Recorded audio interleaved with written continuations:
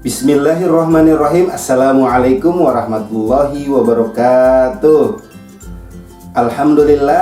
Alhamdulillahirabbil alamin wassalatu wassalamu ala asyrafil anbiya'i wal mursalin sayyidina wa maulana Muhammadin wa ala alihi wa sahbihi ajma'in.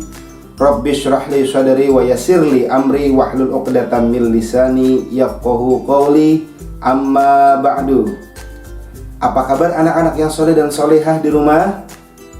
Bapak yakin Allah yang maha pengasih lagi maha penyayang memberikan kalian kesehatan, kekuatan, dan kesempatan sehingga dapat menyimak pembelajaran PAI kelas 3. Jumpa lagi di channel kesayangan kita, PAI TV Balikpapan Official. Tiada lain dan tiada bukan adalah untuk melaksanakan pembelajaran jarak jauh Pendidikan Agama Islam kelas 3 bersama saya, Pak Agus. Anak-anak soleh-soleha, sebelum lanjut nonton video pembelajaran ini, jangan lupa ya untuk tekan tombol subscribe, nyalakan loncengnya, like, komen, dan share ke teman-teman kalian. Pada kesempatan kali ini, kita akan membahas pendidikan agama Islam, pelajaran 11, KD 3.4, memahami makna zikir dan doa setelah sholat. Namun, untuk materinya akan kita bagi menjadi dua.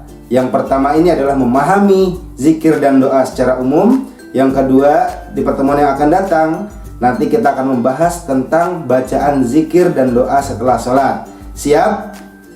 Sebelum kita belajar, marilah sama-sama kita awali dengan berdoa agar apa yang kita lakukan mendapat rahmat dan berkah dari Allah Subhanahu wa Ta'ala. Untuk itu, angkat kedua tangannya, berdoa dimulai. Bismillahirrahmanirrahim. Rabbi zidni ilma warzuqni fahma birahmatika ya arhamar rahimin. Amin. Nabda bil basmalah. Bismillahirrahmanirrahim. Anak-anak yang soleh dan solehah, apakah kalian tahu apa itu zikir? Atau pernahkah kalian mendengar kalimat zikir? Iya, benar sekali. Zikir artinya mengingat. Tetapi yang diingat bukan hutang temannya. Siapa yang diingat?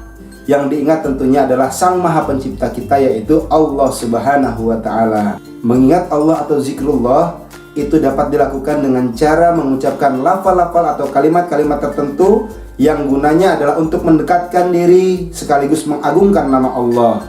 Kalimat dan lafal tersebut sering kita kenal dengan yang namanya kalimat-kalimat thayyibah. Nah, kalimat-kalimat thayyibah ini banyak sekali macamnya. Untuk itu, nanti mungkin di antara kalian ada yang bisa membantu Pak Agus dalam menyebutkan kalimat-kalimat thayyibah. Baik anak-anak yang soleh dan solehah, kalimat-kalimat thayyibah tersebut di antaranya adalah yang pertama, kalimat tasbih. Kalimat tasbih berbunyi subhanallah. Kalimat tasbih biasanya diucapkan ketika kita melihat sesuatu yang menakjubkan atau sesuatu yang salah. Misalkan melihat bintang jatuh, pemandangan yang sangat indah, luasnya lautan, dan lain-lain. Arti subhanallah adalah maha suci Allah. Yang kedua adalah kalimat tahmid atau hamdalah. Kalimat tahmid berbunyi alhamdulillah. Kalimat tahmid biasanya kita ucapkan ketika mendapatkan suatu nikmat atau kebaikan dari Allah, atau biasa juga digunakan untuk mengakhiri sebuah amal perbuatan. Misalkan kalian mendapat rezeki berupa uang saku, terus kemudian selesai makan, setelah belajar, bangun dari tidur, yang diucapkan adalah alhamdulillah. Alhamdulillah artinya adalah segala puji bagi Allah. Kalimat selanjutnya adalah kalimat takbir. Kalimat takbir berbunyi Allahu Akbar. Kalimat takbir biasanya diucapkan ketika kita melihat kebesaran Allah. Misalnya kita melihat bulan. Bulan ini sangat besar. Tentunya tidak ada yang dapat menciptakan bulan kecuali Allah Subhanahu wa Ta'ala. Disitulah terdapat kebesaran Allah. Kalimat takbir juga biasanya kita dengarkan di dalam lafal-lafal azan, atau juga dapat kita ucapkan di dalam ketika kita sholat.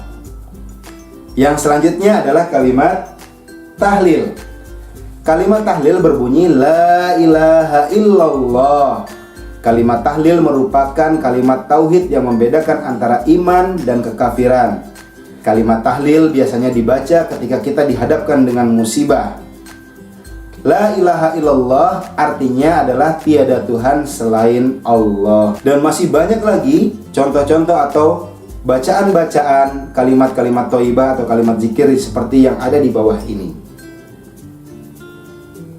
Nah, anak-anak yang soleh dan solehah, Allah memerintahkan kepada orang-orang yang beriman agar menyebut namanya sebanyak-banyaknya.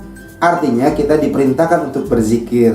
Jadi, zikir ini merupakan perintah daripada Allah. Sebagaimana Allah berfirman di dalam surah Al-Ahzab ayat 41 yang berbunyi, A'udzubillahi minasyaitonirrajim, Bismillahirrahmanirrahim. Ya ayyuhalladzina amanu dzkurullaha dzikran katsira. Yang artinya wallahu a'lam, wahai orang-orang yang beriman, ingatlah kepada Allah dengan mengingat namanya sebanyak-banyaknya. Melalui ayat tadi, kita diperintahkan oleh Allah Subhanahu wa Ta'ala sebagai orang-orang yang beriman untuk selalu mengingat nama Allah dengan cara berzikir, menyebutnya dengan kalimat-kalimat thayyibah, mengagungkan namanya dimanapun kita berada, kapanpun, dalam segala apapun. Kita diperintahkan untuk berzikir. Berdiri, berzikir. Ketika duduk, kita berzikir. Ketika kita tidur, kita berzikir. Kecuali dalam satu hal, yaitu apa? Ketika kita berada di dalam toilet. Mengapa di dalam toilet tidak boleh untuk berzikir? Karena toilet itu adalah tempat yang kotor, sedangkan Allah Maha Suci. Nah, mengapa kita harus berzikir, anak-anak yang soleh dan solehah? Karena hanya dengan berzikir, hati kita menjadi tentram. Sebagaimana Allah sampaikan di dalam surah Ar-Ra'd ayat 28 yang berbunyi, A'udzubillahi minasyaitonirrajim. Bismillahirrahmanirrahim. Alladzina amanu wa tatma'innu qulubuhum bidzikrillah. Ala bidzikrillahi tatma'innul qulub. Yang artinya wallahu alam, yaitu orang-orang yang beriman dan hati mereka menjadi tentram karena mengingat Allah. Ingatlah, hanya dengan mengingat Allah, hati menjadi tentram. Nah, anak-anak yang soleh dan solehah, begitulah kira-kira penjelasan tentang zikir. Sedangkan doa itu berbeda dengan zikir. Kalau zikir itu artinya adalah mengingat, sedangkan doa itu artinya memohon. Doa juga dapat diartikan memohon perlindungan kepada Allah dengan merendahkan hati dan tunduk kepadanya.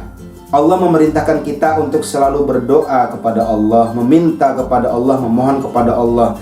Jangan meminta kepada yang lainnya, karena meminta kepada yang lainnya disebut dengan syirik. Sebagaimana Allah berfirman di dalam surah Al-Mu'min ayat 60 yang berbunyi, A'udzubillahi minasyaitonirrajim, Bismillahirrahmanirrahim. Wa qala rabbukum ud'uni astajib lakum, ila akhiril ayah. Yang artinya wallahu alam. Dan Tuhanmu berkata, berdoalah kepadaku, niscaya akan aku perkenankan atau kabulkan. Melalui ayat tersebut merupakan motivasi bagi kita manusia, kita sebagai makhluk diminta Allah untuk memohon kepadanya, berdoa kepadanya, agar apa yang kita inginkan itu dapat dikabulkan. Sebagaimana anak-anak yang soleh dan solehah di rumah, yang ingin mendapatkan keberhasilan, baik di dunia maupun di akhirat, kalian dapat berusaha dan berdoa. Karena usaha tanpa doa itu disebut dengan kesombongan, sedangkan doa tanpa usaha menjadi sia-sia. Nah, sekarang pertanyaannya, apakah kalau kita berdoa harus menggunakan bahasa Arab? Jawabannya tidak. Kenapa? Karena Allah Maha mengerti maksud dan apa yang diucapkan oleh hambanya. Mau berdoa menggunakan bahasa Spanyol, mau berdoa menggunakan bahasa Indonesia, mau berdoa menggunakan bahasa Arab, bahasa Inggris, bahasa Jawa, bahasa Banjar, silahkan. Allah Maha mengerti segala bahasa. Inilah kebesaran Allah Subhanahu wa Ta'ala. Nah, anak-anak yang soleh dan solehah, mungkin ini saja penjelasan dari Pak Agus. Insya Allah minggu yang akan datang kita akan lanjutkan dengan bacaan zikir dan doa setelah sholat. Siap belajar? Kalau begitu, saksikan terus channel PAI TV Balikpapan Official. karena di sana banyak materi-materi yang kalian butuhkan. Nah, anak-anak yang soleh dan solehah, bagaimana? Sudah mengerti apa itu zikir dan doa? Kalau begitu, minggu depan kita akan lanjutkan kepada bacaan zikir dan doa setelah sholat. Nahtatim bilhamdalah, alhamdulillahirabbil alamin. Ma'an najah fi ta'alumikum hayatikum, astaghfirukum, assalamualaikum warahmatullahi wabarakatuh.